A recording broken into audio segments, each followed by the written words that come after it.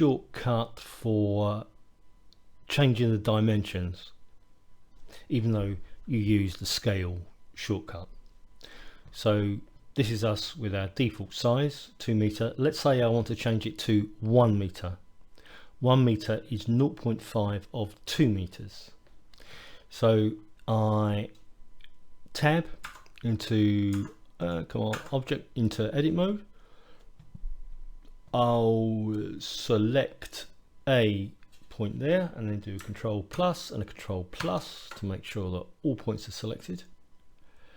Then go in, then press, we're in edit mode, so press S for scale, and then we put in 0.5 and look at the top left hand corner.